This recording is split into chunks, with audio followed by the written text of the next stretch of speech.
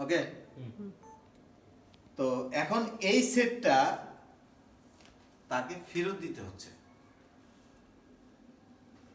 যখন সেটটা ক্রয় করে, সেটটা যদি সে মানে চিন্তা ভাবনা করতো যে আমি যে বিক্রয়.com থেকে অথবা কোনো মানুষ থেকে আমি যে একটা ইউজ করা সেট কিনতেছি, পরবর্তীতে এটা পুলিশি ঝামেলা হইতে পারে বা এই সেটটা ওরকম কোনো ব্যক্তির হইতে পারে, তাইলে সেটটা কেনার কারণে তার জেলও হইতে পারে।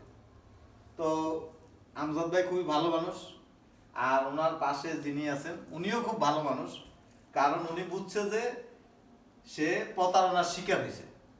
তো আমি এসআই আমজাদ ভাইকে বলবো, এরকম সেট মানুষ কিনলে কি কি ধরনের বিপদের সম্মুখীন হইতে পারে এবং মোবাইল সেট কোথা থেকে কিনা উচিত, এবং এই সেট কেনার কারণে আপনার ভবিষ্যৎ নষ্ট হয়ে যেতে পারে, উনি কিছু কথা বলবে। তো আমজাদ ভাই। আসসালামু আলাইকুম, আমি আমজাদ। এই সেটটা কেনার পর দেখা যাচ্ছে যে খুন হতে বা ডাকাতি হতে পারে। আমার কাছে একটা অটো স্ক্র্যাচ সিম বলে সিন্ধুকে নিয়ে গেল, সাথে একটা মোবাইল নিয়ে আসলো, যাতে এই মামলা সে ফেসে যেতে পারে। আচ্ছা, এটা একটা। আর সেকেন্ডলি এই সামান্য একটা ব্যাপারে দেখা যাচ্ছে তারা একটা চ্যানেল পরে খুঁজে দিতে পারে। আচ্ছা, তাদের সুনাম এলাকার মধ্যে যে সোরাই মার্কেট আমরা করছি, এটা করা যাবে। আচ্ছা। আর যে কথা বলছেন যে কী কী কাজে লাগে, আপনি একটা মেমো দিবে, একটা বক্স দিবে, চার্জার দিবে। জি সে যদি সেকেন্ড কিনে থাকে, জি তাহলে সে ওই যেখানে কিনছে তার তো বক্স মেমো সব আছে, অবশ্যই। সব দেখে চেক করে কিনবে। চেক করে কিনতে হবে। আরেকটা করবে যে আইমিআই একটা নাম্বার আছে, ওটা চেক করে নিবে, ওটার সঙ্গে মিল আছে কিনা। জি। অনেক সময় একটা ভুয়া আইমিআই দিয়ে বলে যে এটা আপনি নিতে পারেন, নেওয়ার পর দেখলো যে এটা আপনি মিলতেছে না, ওই মেমোর সাথে এটার সাথে মিলতেছে না, তাহলে নেওয়া যাবে না।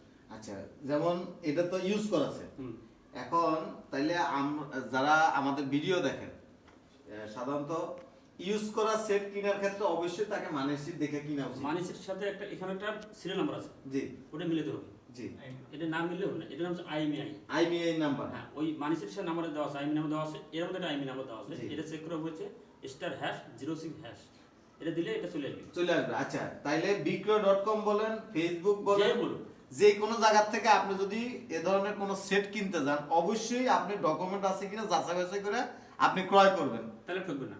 তাইলে আপনি কোনো ঝামেলায় পড়বেন না। আর যদি না দেখে কিনেন, যেমন ও যেটা করছে, না দেখে মোবাইল কিনছে, তাইলে এখন কি হয়েছে, চাকরি করে কয় টাকা ইনকাম করে, কিন্তু সে যে 33,500 টাকা দিয়ে এই মোবাইলটা কিনলো, তাইলে এখন মোবাইলটা ওনাকে দিয়ে দিতে হচ্ছে, যেহেতু উনি মোবাইলের মালিক। উনি নাম্বার দিয়া, উনি অ্যাড্রেস বাইর করে, তারপরে কোন নাম্বার এই সিম মোবাইলে লাগানো হয়েছে, উনি ওই নাম্বারে ওকে কল দিছে, তাইলে ওনারা এসে ওনাদের মোবাইল নিয়ে যেতেছে। এখন লসটা কার হয়েছে, যে ক্রয় করছে।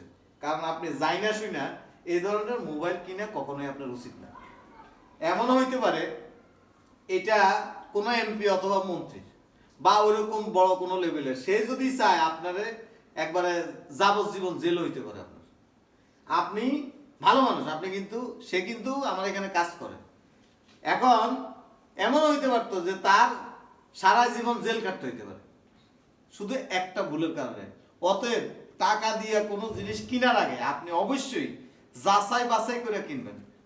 মেমো, হ্যাঁ, মেমো তো অবশ্যই লাগবে, এবং আইবি নাম্বারের সাথে আপনার ওইটার মিল আছে কিনা, তাইলে আপনার কোনো ঝামেলা নেই। যদি না থাকে তাইলে আপনার কি হবে, ওর মতো আপনাকে ঠকতে হবে। আমাদের সমাজে অনেক মানুষ আছে প্রতিনিয়ত মানুষের সাথে সিটারি বাটপারে ধোকাবাজি করতেছে। আমরা এই সমস্ত ধোকাবাজি থেকে অন্তত বিরত থাকবো। আর যে চোর, এর নিজের মারে বিক্রি করে বলে, আর যে বাটপার, হ্যাঁ তো কে মা, কে বাপ, কে ভাই, কে বোন, এগুলি সে চিনে না।